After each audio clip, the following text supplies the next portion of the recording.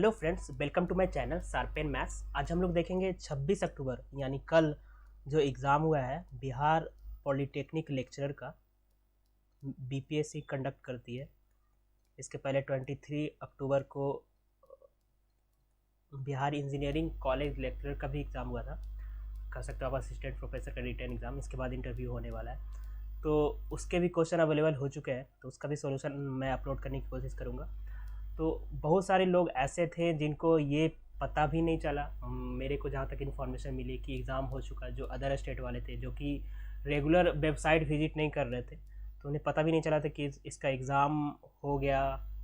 थोड़ा सा शॉक हुए वो, लाइक कि इसका जो फॉर्म फिलअप हुआ था 2020 में हुआ था, 2020 दिसंबर में, और रिटर्न एग्ज़ाम का कैलेंडर यानी टोटल इंटरव्यू कब है सारा डेट बीपीएससी ने अपलोड कर दिया था 1 से 1.5 मंथ पहले ही। तो आप अगर वेबसाइट रेगुलर विजिट कर रहे होंगे तो आपको पता चला होगा।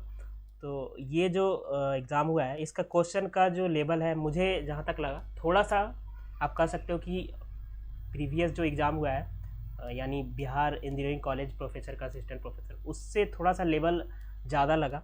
और बहुत सारे क्वेश्चन ऐसे आपको दिखेंगे कि वो CSIR नेट जो मैथमेटिक्स का एग्ज़ाम होता है बिहार में, सॉरी बिहार में नहीं, CSIR का जो एग्ज़ाम होता है वो उसके क्वेश्चंस के previous year same to same बहुत सारे क्वेश्चंस आए हुए हैं। बहुत सारे क्वेश्चंस के ऑप्शंस ऐसे दिखेंगे जो कि मैच नहीं हो रहा है, इससे चलते बहुत सारे लोग कंफ्यूज भी हो रहे थे। तो अभी जो मैं क्वेश्चन लिया हूँ, 80 क्वेश्चन का एग्ज़ाम हुआ है, 40 मार्क्स का, और इसमें नेगेटिव मार्किंग नहीं होती है। तो बहुत सारे ऐसे क्वेश्चंस होंगे जो कि मैं सॉल्यूशन अभी यहाँ पे नहीं बताऊँगा, लाइक जो मुझे शायद नहीं मिला है, या फिर कुछ ऐसे टॉपिक्स हैं उसका रिलेटेड। अप्रॉक्स 60 to 65 क्वेश्चन का सॉल्यूशन मैं यहाँ पे अभी दूंगा। लाइक बहुत सारे ऐसे लोग होंगे जो इंटरेस्टेड ही नहीं होंगे सॉल्यूशन देखने में, सिर्फ आंसर देखना होगा। तो मैं बोलूँगा कि लाइक आपकी थोड़ा सा समझ लें, क्योंकि मैथमेटिक्स है, समझ के कैसे आंसर है वो जान जाएंगे तो ज़्यादा बेहतर हो सकता है कि हो चाहे नहीं हो रिजल्ट, बट ये बेनिफिट होगा। इसके अलावा जो भी क्वेश्चन बचता है आप मेरे को पर्सनल पूछ सकते हैं मेरे से, टेलीग्राम ग्रुप में ज्वाइन होके, वहाँ पे मैं आंसर बता दूंगा। तो स्टार्ट करता हूँ। जैसे एक क्वेश्चन जो है अलजेब्रा से रिलेटेड, यहाँ पे सारे क्वेश्चन सभी हैं कि Z define a relation on the set of integers Z such that A R B, A related to B if and only if A minus B. ठीक है, ए और बी कब रिलेशन में है, रिलेटेड है जब A minus B is even. ठीक है, तो बोल रहा है कि then the relation R equivalence relation है, रिफ्लेक्सिव एंड सिमेट्रिक है, सिमेट्रिक एंड ट्रांजिटिव है। तो काफ़ी बेसिक क्वेश्चंस है, अगर आपको डिफिनेशन पता है तो। रिफ्लेक्सिव होने के लिए क्या चाहिए, ए और ए के साथ रिलेशन होना चाहिए, नहीं रिलेशन होना चाहिए। तो ए का वैल्यू क्या आएगा, A minus A is equal to 0 आएगा, और ए माइनस ए 0 क्या इवन है, तो रिफ्लेक्सिव तो हो जाएगी। सिमेट्रिक होने के लिए क्या जरूरी है कि A A related to B is equal to B related to A, means अगर ए बी से रिलेटेड है तो बी रिलेटेड टू ए भी होना चाहिए। ठीक है, तो ए माइनस बी अगर इवन है तो बी माइनस ए भी क्या होगा, इवन होगा, तो दैट्स वाई सिमेट्रिक भी हो जाएगी। और बचा जैसे ऑप्शंस है कि सिमेट्रिक होगा, रिफ्लेक्सिव होगा, तो ये हो सकता है कि और भी ट्रांजिटिव भी हो जाए। तो ट्रांजिटिव कब होगा, जब ए रिलेटेड टू बी हो, बी रिलेटेड टू सी हो, डेट इम्प्लाई क्या करना चाहिए, ए रिलेटेड टू सी होना चाहिए। तो ए रिलेटेड टू बी है, इसका मतलब ए माइनस बी इवन है, बी रिलेटेड टू सी है, इसका मतलब बी माइनस सी इवन है। अब दोनों को हम अगर रिलेटेड दिखाना है ए माइनस सी को, तो ए इवन और ये इवन है, दोनों का अगर ऐड करें, इवन और इवन क्या होता है, इवन होता है, तो ए माइनस सी भी क्या आ जाएगा, इवन आ जाएगा। तो ए माइनस सी इवन आएगा, यहाँ से ये पता चल रहा है। तो ए माइनस सी अगर इवन है, ए बी रिलेटेड था, बी रिलेटेड टू सी था, ए सी रिलेटेड हो गया, तो ट्रांजिटिव भी है। इसका मतलब क्या है गया, इक्विवेलेंस रिलेशन, इक्विवेलेंस के लिए रिफ्लेक्सिव सिमेट्रिक ट्रांजिटिव होना चाहिए, तो ये ऑप्शन करेक्ट होगा। नेक्स्ट जो है, ऑर्डर ऑफ ए 5 है, ऑर्डर ऑफ बी 7 है, तो order of sorry A B to the power 14 is equal to क्या होगा।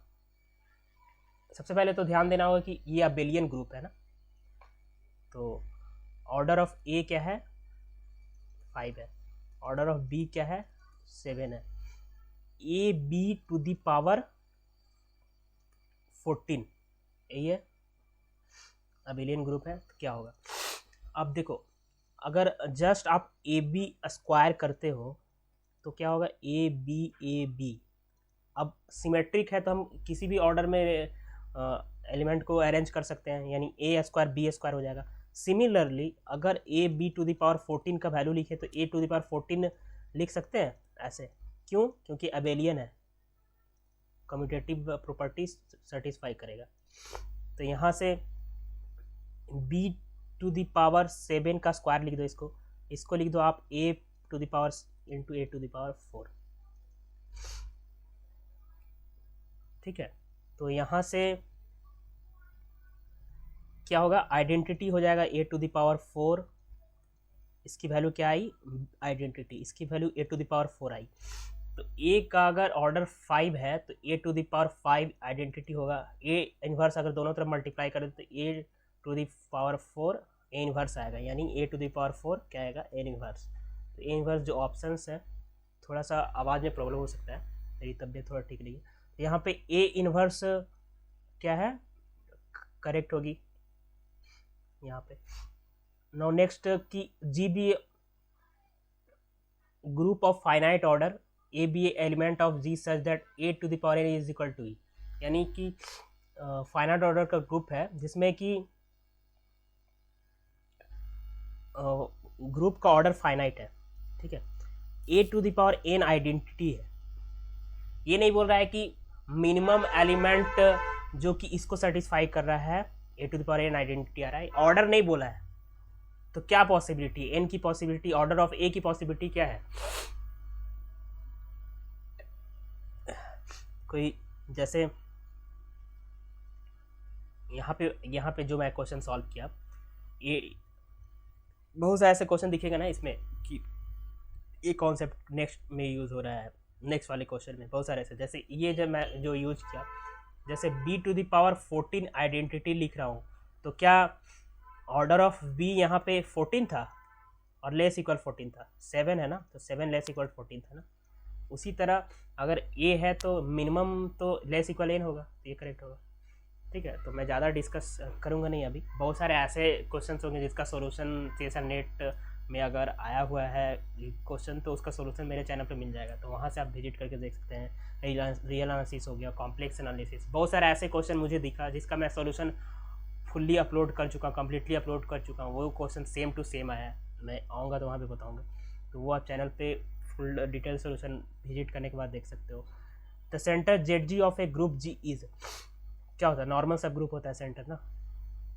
इफ एंड की be two field there exist a non zero homomorphic, homomorphic क्या होता है, fundamental theorem of homomorphism, F by kernel of F isomorphic होता है के का। तो यहाँ पे अगर होमोमॉर्फिज्म पूछ रहा है तो क्या होगा, सब फाइनाइट फील्ड आइसोमॉर्फिक टी है सब फील्ड ऑफ के, ठीक है, ये होगा। Z be a ring of integer then Z has infinite many proper ideal, no proper ideal, only one proper ideal, finitely many proper ideal. अगर रिंग ऑफ इंटीजर्स है Z तो इसके प्राइम आइडियल पीजेड टाइम के prime ideal ही बहुत सारे मिल जाएंगे, मीन्स इनफाइनाइटली मेनी, तो प्रॉपर आइडियल भी बहुत सारे मिल जाएंगे, तो इनफाइनाइटली मेनी प्रॉपर आइडियल होगा, ठीक है। आपने क्या मारा, आपने क्या क्या मारा, आप कमेंट बॉक्स में कमेंट कर सकते हो, ठीक है। दे omega is equal to E to the power 2 pi I by 5 है, then the order of Galois group of Q omega over Q, ये जो है omega is equal to E to the power 2 pi I by 5 है, तो Q omega over Q की degree पूछी जा रही है। तो क्यू फील्ड में ओमेगा रूट को कंटेन करने वाला जो इरेड्यूसिबल पॉलिनोमियल होगा 5 order 5th root of infinity जो देगा जो पॉलिनोमियल, उसके एक्सटेंशन से क्यू ओमेगा आएगा ना, गैलुअस ग्रुप आएगी। तो इसका डिग्री क्या होगा, क्या पूछा है कि Q over then the order of Galois group, group का ऑर्डर क्या होगा, तो ग्रुप गैलुआ ग्रुप जो बनेंगे उसका ऑर्डर क्या होगा, जस्ट कितने ऑर्डर डिग्री के पॉलिनोमियल का ये रूट है, 5 ऑर्डर के डिग्री का पॉलिनोमियल है, तो ये 5 ओमेगा जो होगा ना, 5 ओमेगा 5 सॉरी 5 उतने ऑर्डर का ग्रुप होगा, गैल्वा ग्रुप का ऑर्डर ये होगा। Next Cauchy mean value theorem, यहाँ पे रीएनालिसिस का क्वेश्चन है यहाँ पे। तो value of C in the Cauchy mean value theorem of the function F X G X ये है, और इंटरवल क्लोज इंटरवल 0 to π/2 है। तो पूछ रहा है कि क्या होगा। तो मैं डायरेक्ट थोड़ा सा मतलब शॉर्टकट में करता हूँ ना, आई थिंक आप भी ज़्यादा सोल्यूशन देखने के मूड में अभी होंगे नहीं, लाइक आंसर चाहिए होगा, तो मैं डायरेक्ट बताता हूँ। लाइक कि Cauchy mean value theorem F B minus F A close interval A to B में कोई एफ और जी कोई फंक्शन है, कॉन्टिन्यूस फंक्शन, तो F B minus A B G B minus G A is equal to F dash C upon G dash C होती है। ठीक है, जहाँ पे C belongs to close interval A to B, इसके बीच का कोई पॉइंट होता है। तो F B sine X sine y/2 1 minus 0 upon cos π/2 0 minus 1, यानी क्या आ गया -1। -1 is equal to F dash C करो आप, क्या होगा cos C upon minus sine C. क्या लेना पड़ेगा सी का वैल्यू, π/4 π/3 माइनस π/3 की सेटिस्फाई करेगा। अब बताओ π/4 ले ले तो क्या होगा, इसकी वैल्यू 1 आ जाएगी, सी इज इक्वल टू π/4 लेंगे तो, और माइनस 1 आ जाएगा। अगर माइनस π/4 लेते तो क्या दिक्कत होगा, माइनस π/4 पे कॉस तो पॉजिटिव होगा, ये नेगेटिव आ जाएगा, तो ओवरऑल +1 आ जाएगा, इसलिए करेक्ट नहीं होगा ना। तो ये ऑप्शन क्या होगा, करेक्ट होगा। Now next question, if late F close interval ab to r be a bounded function, then f is Riemann integral if and only if f is continuous on close interval ab except on if and only if Riemann integral का condition है कि वहाँ पे Riemann integrable होता है जहाँ पे function everywhere continuous हो, except discontinuous on the set of measure 0। तो कह सकते हो कि एफ इज अगर ऑलमोस्ट एवरीवेयर कंटिन्यूस हो तब Riemann इंटीग्रल होता है। तो सेट ऑफ मेजर, वो सारे सेट का मेजर जिस 0 हो उस पे कंटिन्यूस ना हो, उसके अलावा सब पे कंटिन्यूस हो तो क्या होता है, करेक्ट होता है, मीन्स Riemann इंटीग्रल होता है, if and only if condition है। नाउ सीरीज, ये आप बी स्टार्स एम टेस्ट लगा लो, इसको अगर एन मान लेते हो लेस इक्वल 1/n² होगी ना, और 1/n² पी टेस्ट से कन्वर्जेंट है, तो ये सीरीज यूनिफॉर्मली कन्वर्जेंट होगी। साइन एन एक्स बॉन्डेड है, 1/² डिक्रीजिंग है, तो आप डिरिचलेट टेस्ट, एबल टेस्ट जो भी पढ़ते हो उसमें से कुछ एक टेस्ट लगा लो, यूनिफॉर्मली कन्वर्जेंट आ जाएगी सीरीज। ठीक है, sequence of series of function का ये क्वेश्चन था। लेट द सीरीज, ये सीरीज अगर कन्वर्जेंट है देन द सीरीज an(xn). तो अगर ये series -1 to the power n convergent है, तो n अगर हम 1/√n ले लेते हैं तो ये कन्वर्जेंट होगी किससे, लेबनिज टेस्ट से। तो क्या ये x⁴n/√n कन्वर्जेंट होगा, कोई भी मॉड x <1 पे कन्वर्जेंट नहीं होगा। p टेस्ट से टेस्ट p >1 होना चाहिए ना, कोई कन्वर्जेंट नहीं होगा तो एब्सोल्युटली कन्वर्जेंट भी नहीं होगा, एब्सोल्युटली कन्वर्जेंट होता तो कन्वर्जेंट होता है। ठीक है, तो नाइदर कन्वर्जेंट और नॉर एब्सोल्युटली कन्वर्जेंट, ये एग्जांपल से आप कर सकते थे। Total variation of the function sine x cos x, total variation होता क्या है, sine x cos x, total variation निकालना है 0 से π/2 में। ठीक है, इसका डिफरेंट जितने पार्टीशन कर सकते हो, पार्टीशन में इसकी वैल्यू मान लिया एफ एक्स है, तो F X I +1 minus F X I is equal to n का सुप्रीमम जो वैल्यू आएगा ना वो होता है टोटल वेरिएशन। तो इसको अगर आप पार्टीशन ऐसे कर दो 0 बाई क्या इंटरवल 0 से π/2,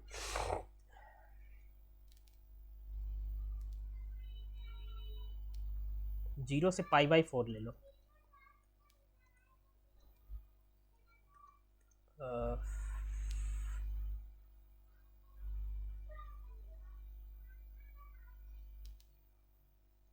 π/4 से 0, π/4 से π/2 ले लो, तो क्या होगा, ये वैल्यू आएगा आपका 1/2 माइनस 0 प्लस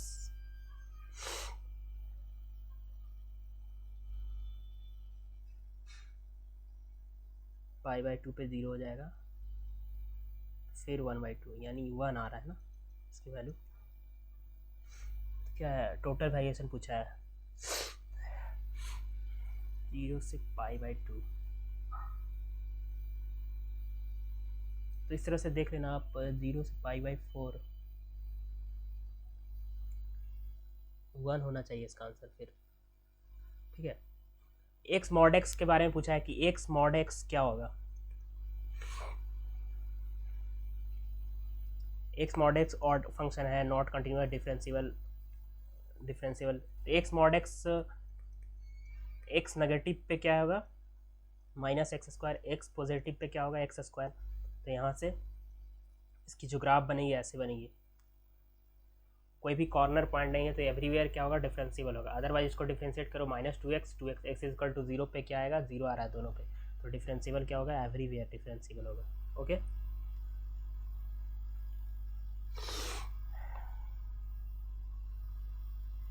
क्वाड्रेटिक फॉर्म पे क्वेश्चन था, क्वाड्रेटिक फॉर्म दिया हुआ है, then range taken for x y z। तो क्वाड्रेटिक फॉर्म से आप मैट्रिक्स बना सकते हो, बना लो मैट्रिक्स 4 1 -1 2 2 माइनस xz -1 -1 -हाफ होगा मैट्रिक्स। अब matrix which of the following statement about the range of value taken by q as x y z vary over r is true. ये भी नेट का क्वेश्चन आया हुआ है डायरेक्ट। तो इसको आपको पॉजिटिव डिफिनिट चेक करना, आइगन वैल्यू चेक कर लो। अगर आइगन वैल्यू पॉजिटिव और नेगेटिव दोनों होता है तो इंडिफिनिट मैट्रिक्स होगा। तो इंडिफिनिट के लिए रेंज क्या होगा, वो होल r हो सकता है या फिर फर्स्ट ऑप्शन हो सकता है। ठीक है, अगर सिर्फ पॉजिटिव आएगा, जीरो भी नहीं आएगा, तो 1 से इन्फिनिटी होगी। अगर जीरो आएगा, अगर डिटरमिनेंट इसको सिर्फ चेक कर लोगे तो ये ऑप्शन आप डिस्कार्ड कर सकते हो। डिटरमिनेंट अगर जीरो आएगा नहीं है, एक आइगन वैल्यू जीरो आएगा तो ये ऑप्शन हो सकता है। अगर जीरो नहीं आएगा तो ये ऑप्शन डायरेक्ट डिस्कार्ड हो जाएगा। अगर नेगेटिव नहीं आएगा तो ये भी डिस्कार्ड हो जाएगा, ये सही हो जाएगा। नेगेटिव आएगा तो ये डिस्कार्ड हो जाएगा। ये और ये ऑप्शन में आपको चूज करना है। तो और ऐसे ये सिंगल करेक्ट एग्ज़ाम होता है, तो इसमें एक ही ऑप्शन बेस्ट जो है वो उसको आपको चूज करना होता है। तो आप आइगन वैल्यू चेक करके बता सकते हो। नेक्स्ट क्वेश्चन पे आता हूँ।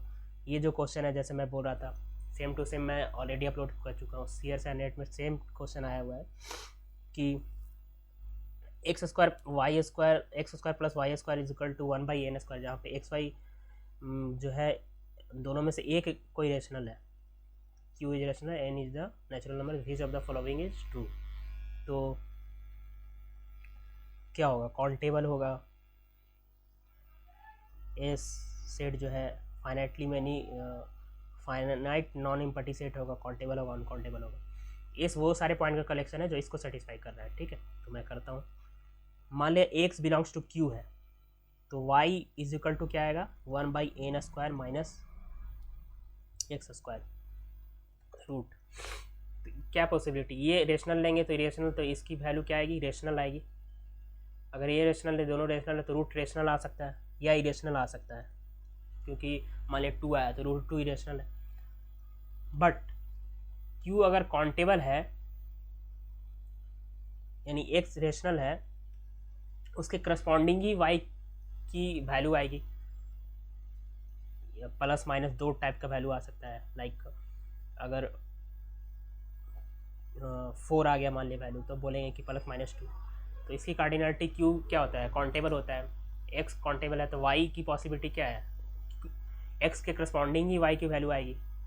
तो काउंटेबल के करस्पॉन्डिंग y की वैल्यू क्या आएगी, उससे डबल आएगी। तो 2 इंटू क्यू, यानी 2 इंटू नेचुरल नंबर की कार्डिनलिटी भी काउंटेबल होती है। तो q टू q टाइप का सेट आएगा। Finite product of countable set is countable. तो इस टाइप का कलेक्शन क्या होगा, काउंटेबल होगा। सिमिलर y अगर रेशनल लेते हो तो x की पॉसिबिलिटी आएगी टू q और q ऑर्डर पेयर में। ठीक है, तो ये ऑप्शन क्या होगा, काउंटेबल जो होगा वो करेक्ट होगा। नेक्स्ट जो है ये है, काफ़ी सिंपल क्वेश्चन है। इसको देख के आपको दिमाग में आना चाहिए इसको करना क्या है। लाइक कि डी मॉर्गन्स लॉ लगा सकते हैं। अगर ये क्वेश्चन कार्टेशियन फॉर्म में इसको पोलर फॉर्म में कन्वर्ट कर सकते हैं, क्योंकि ऑप्शन पोलर फॉर्म में है, तो पोलर फॉर्म में कन्वर्ट कैसे करेंगे, तो 1 + i को क्या लिख सकते हैं, √2 e⁻i π/4। क्लियर, यही लिखते हैं ना, जेड को मॉड जेड लिखते हैं e⁻i theta, argument of Z, तो आर्गूमेंट tan इनवर्स 1/1 π/4 आएगा। 1 - i को क्या लिख सकते हैं, √2 e⁻i/4। अब डी मॉर्गन्स लॉ लगा दो, इसको पावर n करोगे तो इसके पावर n कर दो, इसके पावर को n कर दो, दोनों को ऐड कर दो, उसके बाद आंसर आ जाएगा कौन सा, डी वाला।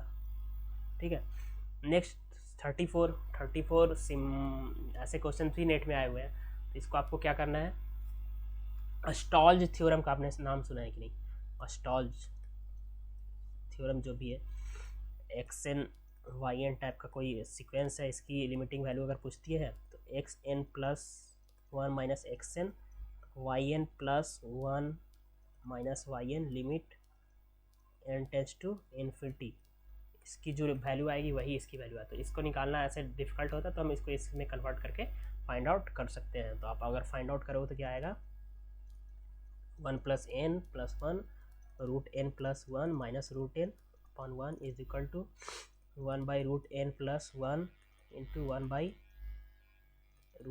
+ 1 - √n × √n + 1 + √n, रेशनलाइज कर दो, ये 1 आ जाएगा। सॉल्व करेंगे तो 1 + 1 लिमिट वैल्यू लगाएंगे तो 2 आएगा आंसर।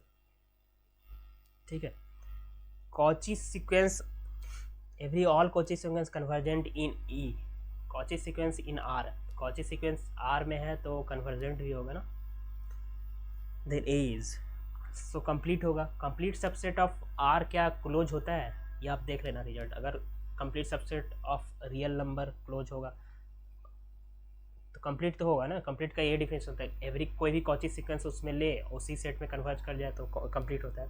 तो ये कंप्लीट तो है बट आर में कंप्लीट है, तो complete subset of R close होता है, ये हो सकता है आंसर क्लोज्ड।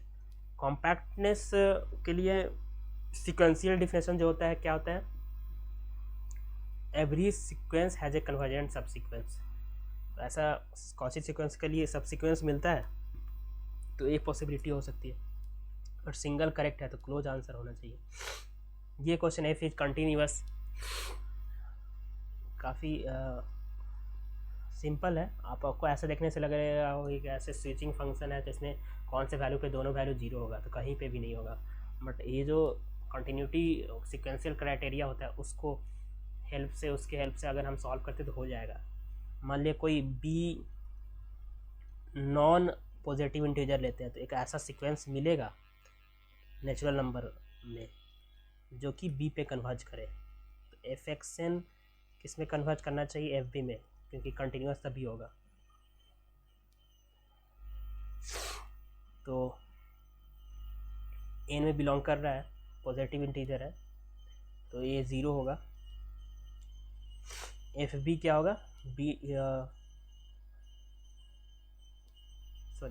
0 होगा, ये 1/n होगा, तो लिमिट n टेंड्स टू लगाएंगे तो ये 0 पे कन्वर्ज करेगा, यानी नॉट पॉजिटिव इंटीजर पे ये तो sequential definition of continuity converge कर रहा है। ठीक है, अगर वही दूसरा डायरेक्शन से ले, मान लिए कोई a ले ले जो कि पॉजिटिव इंटीजर है में बिलोंग कर रहा है, तो एक ऐसा सीक्वेंस मिलेगा जो कि पॉजिटिव इंटीजर का सीक्वेंस नहीं होगा, कन्वर्ज करेगा ए पे, तो मिल सकता है ऐसा सीक्वेंस। पर इसमें थोड़ा सा डाउट है मुझे कि अगर मतलब जो क्वेश्चन पूछा है उसके अकॉर्डिंग तो फिर ऐसा आंसर नहीं मिलेगा। कंप्लीट देखते हैं उसके बाद मैं बोलता हूँ। अगर कोई सीक्वेंस नेचुरल नंबर में बिलोंग नहीं कर रहा है तो हो सकता है 1 + 1/n ले लो तो वो नेचुरल नंबर में कन्वर्ज कर जाएगा, है ना। तो fbn किस में कन्वर्ज करना चाहिए, fa में कन्वर्ज करना चाहिए। fbn होगा क्या, 0 क्या 1/n में कन्वर्ज करेगा, नहीं करेगा ना, ये तो मीन्स पॉजिटिव इंटीजर पे कंटिन्यूअस नहीं होगा, इसके लिए कंडीशन हो गया।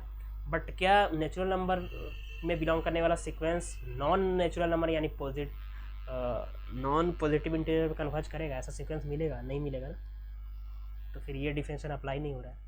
बट ऑप्शन जो देखो आप देखोगे तो discontinuous everywhere, continuous everywhere, continuous nowhere.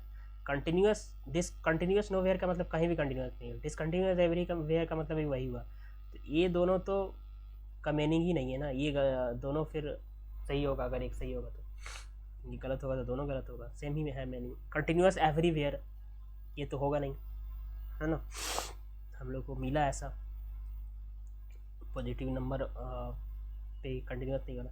तो continuous except for the positive integral value of x. Positive integral value of x पे क्या होगा, को छोड़ के कंटिन्यूअस होगा फंक्शन। तो डी ऑप्शन क्या होगा, करेक्ट होगा। लीनियर अलजेब्रा का यहाँ पे क्वेश्चन है, काफ़ी सिंपल है। आप ए और ए सिंगुलर मैट्रिक्स है, या डिटर्मिनेंट ऑफ ए क्या है, 0 है। Determinant of A non zero है, नॉन सिंगुलर है। डिटर्मिनेंट ऑफ ए बी का फॉर्मूला क्या होगा, determinant of A determinant of B. तो यहाँ से डिटर्मिनेंट ऑफ ए भी 0 आ गया। बहुत सिंपल क्वेश्चन था। 4 vectors are linearly independent. 4 vector अगर लीनियरली इंडिपेंडेंट है तो आप जस्ट इसको वेक्टर्स को एक कॉलम या रो में अरेंज करके उसको मैट्रिक्स बना लो और चेक कर लो कि इसकी डिटर्मिनेंट नॉन जीरो किस कंडीशन के ए बी के लिए आ रही है, वही कंडीशन के लिए ये ऑप्शन क्या होगा, करेक्ट हो जाएगा। या फिर आप दूसरा लीनियरली इंडिपेंडेंट का जो वैल्यू होता है वे शो करने का, उससे चेक कर सकते हो। तो डिफरेंट वे यूज कर सकते हो, ठीक है। A into B into C into D करके इजिकल टू 0 से इक्वेट करके ए बी का condition, A B C D का कंडीशन निकाल सकते हो 0 से इक्वेट करके। U be vector space of all real symmetric matrix of order N cross N then dimension of U पूछा है। तो क्या होता है, कोई एन क्रॉस एन ऑर्डर का मैट्रिक्स है, उसको कितने नंबर ऑफ एलिमेंट से हम लोग एक्सपेंड करवा सकते हैं, जनरेट करवा सकते हैं। तो सिमेट्रिक मैट्रिक्स डायगोनल को छोड़ के ये और ये एलिमेंट सेम होगी ना।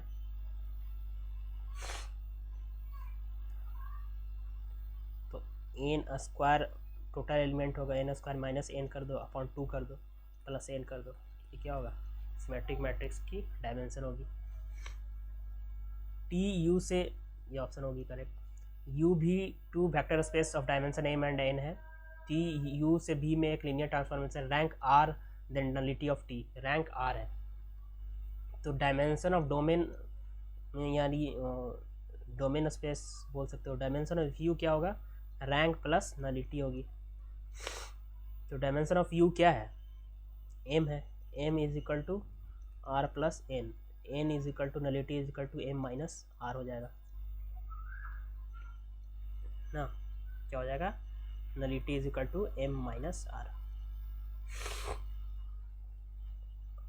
एक मैपिंग दिया हुआ है 28 नंबर में, आर क्यू से आर टू में भी एक लीनियर मैपिंग है डिफाइंड दिस टाइप से, then the T kernel of T is expand by. तो कर्नल टी से जो भी एक्सपेंड करेगा उसको किस पे मैप करेगा, 0 पे मैप करेगा कर्नल के डिफिनेशन से। तो आप जस्ट ऑप्शन से चेक कर सकते हो कौन से एक्स वाई जेड के लिए ये वैल्यू 0 आएगी, तो ये ऑप्शन के लिए 0 आएगी, ठीक है। ये काफ़ी सिंपल है। Eigenvalue of the matrix दिया हुआ है, जो लोग नेट की तैयारी करते हैं या फिर एग्जाम का एग्ज़ाम दिया हो कि higher mathematics competitive like for entrance exam दिया हो, तो ये सब क्वेश्चन वो लोग इजीली कर पाए होंगे आई होप। ये जैसे आइगन वैल्यू ऑफ मैट्रिक्स दिया हुआ है, तो ये कैली हैमिल्टन थ्योरम लगा के ये क्वेश्चन को हम लोग सॉल्व कर सकते हैं। Just x minus 1 x plus 2 x minus 3 is equal to 0 ले लो, x की जगह ए मैट्रिक्स ले लेना, सेटिस्फाई कर देगा एक ऑप्शन, है ना। b is equal to r square with standard inner product, then which of the following tuples of element of v forms an orthonormal basis, ठीक है। तो ऑर्थोनॉर्मल बेसिस के लिए नॉर्म सबसे पहले उसका 1 होना चाहिए, जो भी एलिमेंट होगा उसमें, और इनर प्रोडक्ट 0 आना चाहिए। तो इसका नॉर्म तो 1 होगा नहीं, इसका इस और का नॉर्म 1 हो नहीं होगा ये, तो ये ऑप्शन क्या होगा, करेक्ट होगा। इनर प्रोडक्ट भी 0 होगा ना, देख लो प्रोडक्ट करके। 43 रियल एनालिसिस से भी नेट का क्वेश्चन है, प्रीवियस ईयर का। आपके पास अगर बुक हो प्रीवियस ईयर, कहाँ से देख सकते हो। एक्सन वो सारे सीक्वेंस है जिसके एलिमेंट 0 और 1 से बिलोंग कर रही है। तो सीक्वेंस में कितने टर्म होते हैं, नेचुरल नंबर के इक्विवेलेंट टर्म होते हैं। तो हर एक टर्म के 2 पॉसिबिलिटी है, ठीक है। तो 2 to the power n number of sequence होंगे ना। x क्या होगा, ये कंटिन्यूम नंबर आता है, कार्डिनलिटी कंटिन्यूम आएगी, तो जो कि अनकाउंटेबल है। तो यहाँ से क्या हो गया, ये जो है x अनकाउंटेबल हो गया। y के बारे में पूछ रहा है, तो y बोल रहा है कि xn is equal to 1 for at most finitely many n। Sequence में कितने टर्म है, नेचुरल नंबर के साथ इंजेक्टिव मैप होता है। तो नेचुरल नंबर के कार्डिनलिटी के इक्विवेलेंट टर्म्स होंगे सीक्वेंस में, ओके। तो फाइनाइटली मेनी टर्म्स 1 बोल दिया है, यानी 1 1 1 फाइनाइट बार है ओनली। तो उसके बाद जो टर्म बचे उसके लिए तो कोई कंडीशन नहीं दिया। उसके बाद कितने टर्म बच रहे हैं, इनफाइनाइटली मैनी बच ही रहा है, इनफाइनाइटली काउंटेबल मैनी बच रहा है। उसके लिए पॉसिबिलिटी कुछ भी नहीं दिया। तो इसके लिए कितने अनकाउंटेबल नंबर ऑफ टर्म्स आ सकते हैं ना, अनकाउंटेबल नंबर ऑफ पॉसिबिलिटी बन सकती है। तो एक्स भी अनकाउंटेबल होगा, वाई भी क्या होगा, अनकाउंटेबल होगा। तो सी ऑप्शन क्या होगा, करेक्ट होगा।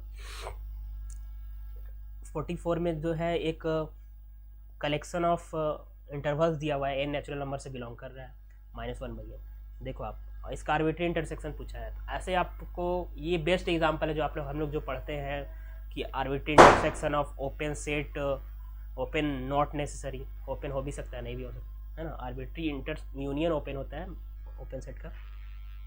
तो -1 से 1, सॉरी -12 से हाफ, इस तरह से आर्बिट्री इंटरसेक्शन इसका क्या आ जाएगा, 0 आ जाएगा। सिंगलटन सेट 0, 0 क्या है, क्लोज है बट ओपन नहीं है आर में। तो ये ऑप्शन क्या होगा, करेक्ट होगा। ये आप चेक कर सकते हो, x³/x² + y²।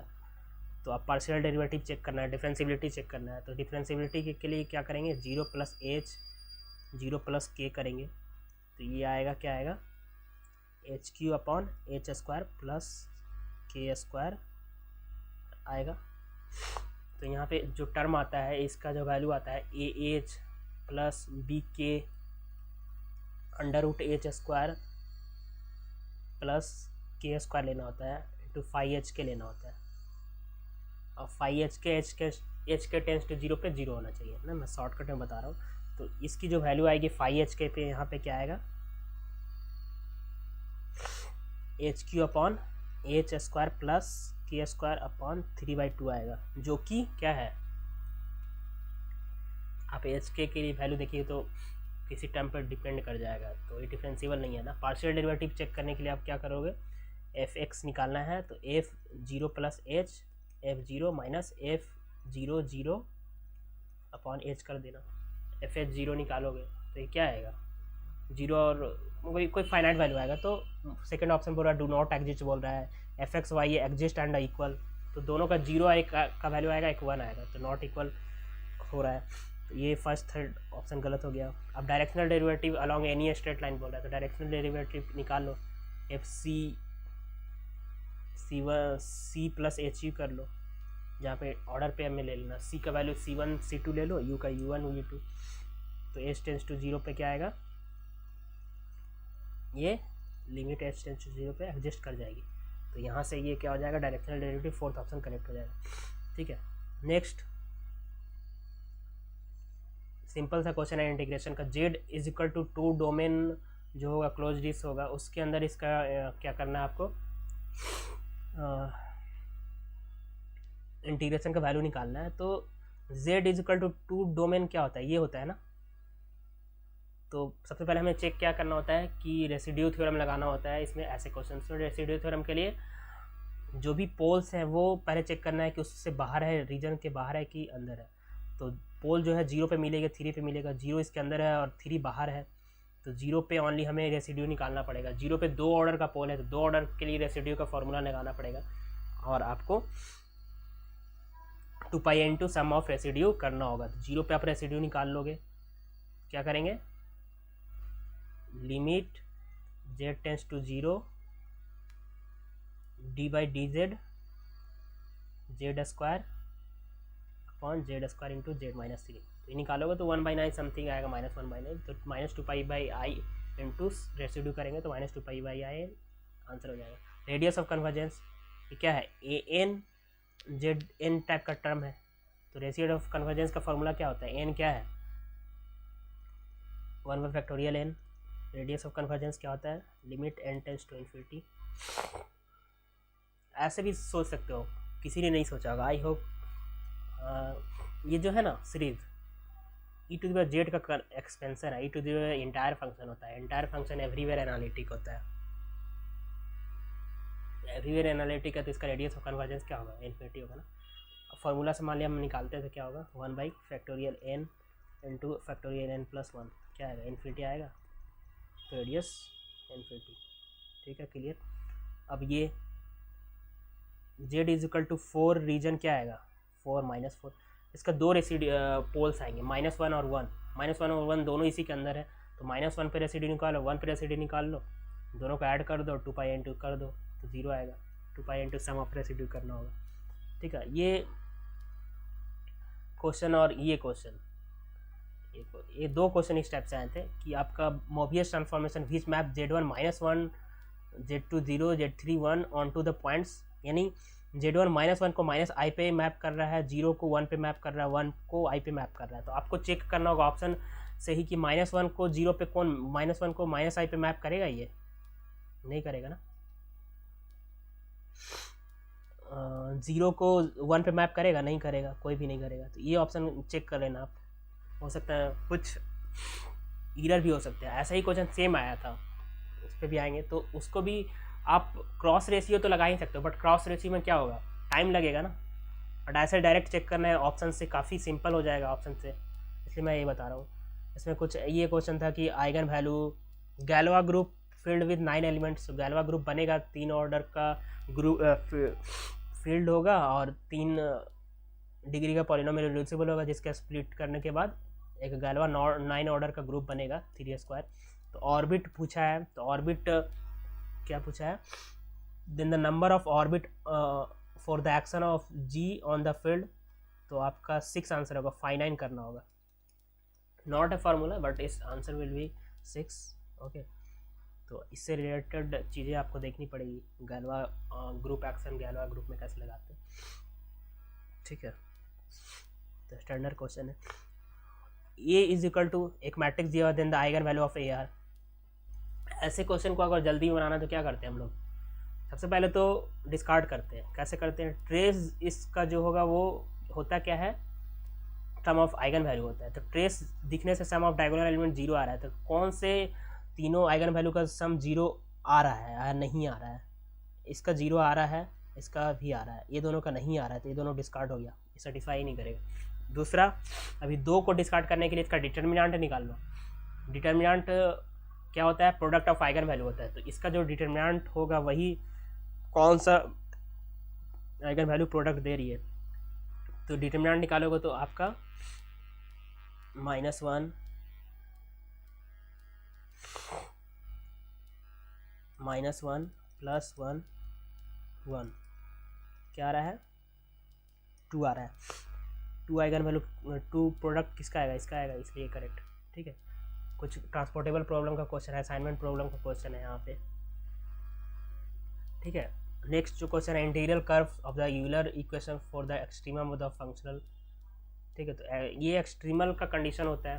ठीक है, उसके बाद आइसोमेट्रिक प्रॉब्लम का क्वेश्चन है, सिंपल COB में हो सकता है, इसमें कुछ ऑप्शंस एरर हो सकते हैं, BPSC में ऐसे क्वेश्चंस आ जाते हैं जो एरर हो जाते हैं।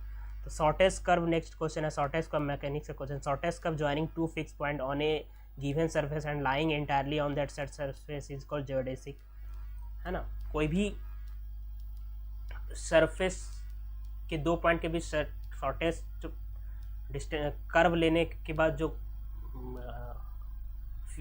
आएगी फिगर आएगी, या बोल सकते हैं, या फिर जो भी आएगा वो इसको बोलते हैं जियोडेसिक बोलते हैं। जैसे कि स्फीयर का जियोडेसिक क्या हो जाता है, सर्किल हो जाता है, सिलेंडर का हेलिक्स हो जाता है। इस टाइप से रिलेटेड क्वेश्चन आया हुआ था जियोडेसिक, ये डिफिनेशन इस बार पूछ दिया है। ठीक है। नाउ ये रिजॉल्वेंट कर्नल का डिफिनेशन फार्मूला लगा के ये निकाल सकते हो आप। यहाँ पे कर्नल xt है, लैम्डा आइगन वैल्यू है। ये क्वेश्चन है, बोल रहा है कि आइगन वैल्यू क्या जीरो, नॉट ट्रू पूछा है। Eigenvalue of given integral equation are non zero. तो आइगन वैल्यू नॉन जीरो होता है या जीरो हो सकता है, ये बोल रहा है मे बी जीरो, तो हो सकता है, तो ये ट्रू होगा। गिवन इंटीग्रल इक्वेशन में have no eigenvalue and eigenfunction, no eigenvalue eigen function,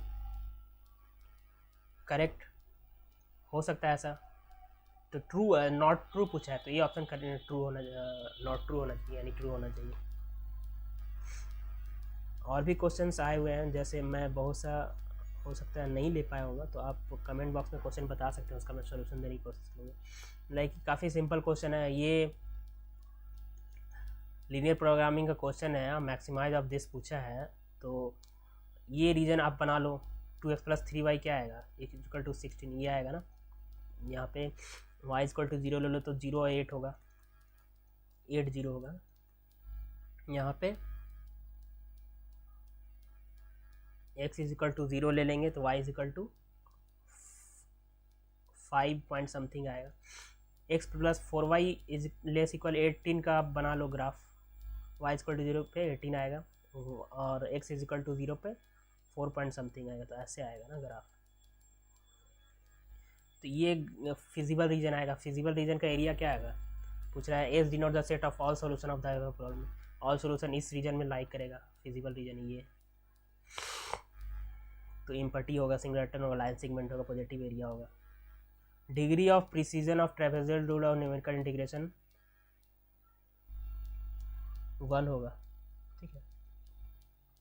iterative scheme for this convergence, comment कर सकते हो आपने क्या मारा है, क्वाड्रेटिक होना चाहिए इसका आंसर, ठीक है।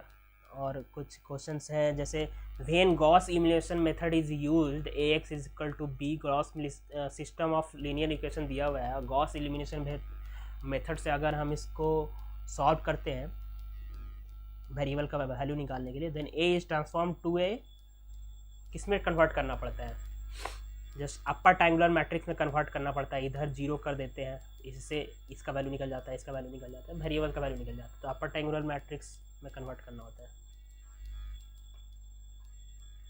ठीक है। अभी जो मैं बोल रहा था कि बाइलिनियर ट्रांसफॉर्मेशन है जो कि 0 को 1 पे मैप करे, तो ऑप्शन से चेक कर सकते हो, i को -1 पे मैप करो, -1 को 0 पे, तो 0 को 1 पे कौन मैप करेगा, ये मैप कर देगा। 0 को ये 1 पे मैप करेगा, नहीं करेगा, ये भी नहीं करेगा, तो ये ऑप्शन करेक्ट हो जाएगा। इस तरह से देख सकते हो। This of the following statement is true, ये आपने पढ़ा होगा कि टाइकोनॉफ थ्योरम होता है, product of compact any arbitrary product of compact spaces compact, Tychonoff theorem होता है। एक टाइकोनॉफ स्पेस होता है जो कि अलग चीज़ है, लाइक कंप्लीट हाउसड्रॉफ। तो any product of Hausdorff space is Hausdorff, any product of connected space is connected, any product of matrizable space is matrizable। any product means arbitrary भी हो सकता है, अनकाउंटेबल भी हो सकता है। काउंटेबल प्रोडक्ट मैट्रिजेबल होता है, आर्बिट्री होता है क्या, तो ये ऑप्शन करेक्ट होगा। A connected type of space having more than one is uncountable. ये क्वेश्चन भी CSIR नेट में पूछा गया है। ये क्वेश्चन में काफ़ी रिलेशन है, तो ये क्वेश्चन में जैसे रिलेशन था, जैसे रिलेटेड था, इसका कॉन्सेप्ट इसमें यूज कर सकते हैं। जैसे आप ये देखो, ऐसे क्वेश्चन पूछे जा चुके हैं, वो सारे रेशनल का एलिमेंट जो इसको सेटिस्फाई करता है, तो ये क्लोज भी होगा, बाउंडेड भी होगा क्यू में। ऐसे क्वेश्चन का सोल्यूशन मैं बता चुका हूँ। तो ये क्वेश्चन आपने देखा होगा कि जो है कि हाइन-बोरेल थ्योरम का काउंटर है, लाइक हाइन-बोरेल थ्योरम आर में ट्रू होता है, close and bounded then compact, compact then close and bounded, if and only होता है। बट अगर क्यू में पूछा है तो ज़रूरी नहीं है क्लोज एंड बाउंडेड होगा तो कॉम्पैक्ट होगा, तो क्लोज एंड बाउंडेड तो होगा, क्लोज एंड अनबाउंडेड नहीं, क्यू गलत हो गया, बाउंडेड तो होगा, क्लोज भी होगा। क्यू में लिमिट पॉइंट को कंटेन करेगा, बाउंडेड है ही। Compact in Q, compact Q में नहीं होगा, क्योंकि ओपन कवर के लिए, आर्बिट्री ओपन कवर के लिए ओपन सब कवर नहीं मिलेगा। मैं डिस्कस किया हूँ जल्दी ऐसे क्वेश्चंस। तो क्या होगा, कॉम्पैक्ट नहीं होगा क्यू में, not compact in Q. Close and bounded in R, R में क्लोज नहीं होगा, क्लोज क्यू में होगा, आर में क्लोज क्यू नहीं होगा। तो बहुत सारे आर के इरेशनल पॉइंट होंगे जो कि इसके लिमिट पॉइंट होंगे, बट ई में कंटेन नहीं है, तो ये अपने लिमिट पॉइंट को कंटेन नहीं कर रहा है, इसलिए क्लोज नहीं होगा। बॉन्डेड तो है बट क्लोज नहीं है आर में, आर है, क्यू देता तो सही हो जाता, तो ये भी क्या होगा, रॉन्ग होगा। इस तरह से आप देख सकते हो। A metric space is compact, compact होने के लिए टोटली बॉन्डेड और कंप्लीट में रिलेशन होता है, टोटली बॉन्डेड और कंप्लीट हो जाए तो कॉम्पैक्ट होता है, अलग अलग दे दिया option. Close and bonded compact होता है तो क्लोज एंड बॉन्डेड होता है, नहीं सॉरी, क्लोज एंड बॉन्डेड होता है तो कॉम्पैक्ट होता है, जरूरी नहीं है कोई भी मैट्रिक स्पेस के लिए ऐसा ट्रू नहीं, आर में ट्रू है यूक्लिडियन मैट्रिक स्पेस के लिए। ये अभी ऑप्शन मैक्सिमम लोगों ने ये मारा होगा जो कि गलत है। क्या होगा, सिक्वेंशियली कॉम्पैक्ट, सिक्वेंशियली कॉम्पैक्ट होता है कि every sequence has a convergent सब सीक्वेंस।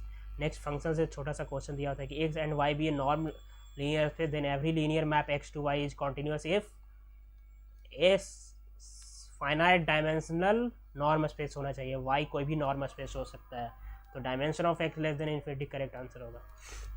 इसमें आपको E be the set of all number X in close interval 0 and set the decimal representation of X does not contain the digit says X 7 then the Lebesgue measure of ई।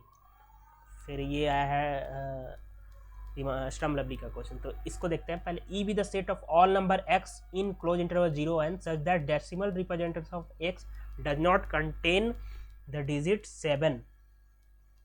ऐसे सिर्फ close interval 0 1 का major क्या होता है, 1 होता है। तो आपको ये देखना पड़ेगा कि एक्स जो है वो सारे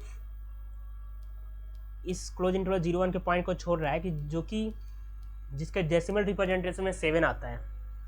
जैसे डेसिमल रिप्रेजेंटेशन 7 किस में आएगा, इस टाइप के एलिमेंट में आएगा, तो ऐसे एलिमेंट को छोड़ दे रहा है। ऐसे एलिमेंट की कार्डिनलिटी क्या है, अगर ऐसे एलिमेंट्स की कार्डिनलिटी अगर काउंटेबल सेट की इक्विवेलेंट है, काउंटेबल सेट का मेजर 0 होता है, तो इसके मेजर में से काउंटेबल सेट का जो भी मेजर है जिसमें 7 डेसिमल प्रेजेंटेशन में कंटेन कर रहा है उसको बाहर करना है, क्योंकि वो कंटेन नहीं कर रहे, वो ऐसा सेट एक्स है।